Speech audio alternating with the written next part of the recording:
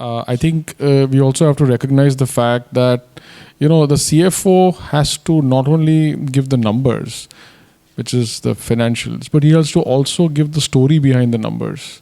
I think if you just think about that for a minute, that what is the story behind these numbers? What has gone into the business reasons, and more importantly, what is the future?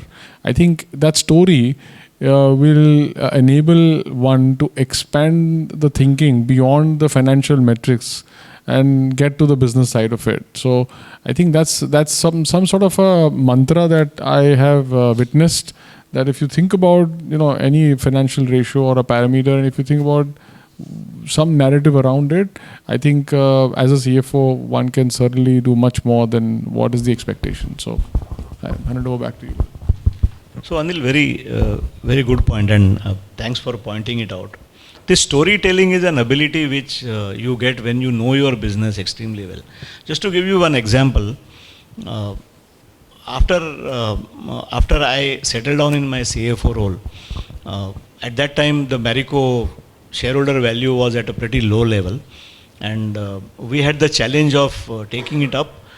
Not for a specific agenda relating to the stock market, but we did not believe that we were so undervalued.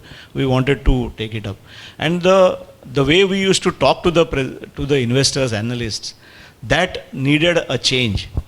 And one of the things that I used to do, and this came out of a random thought which then I developed, was that our presentations would begin with a little bit of a story and a data piece which was very unusual.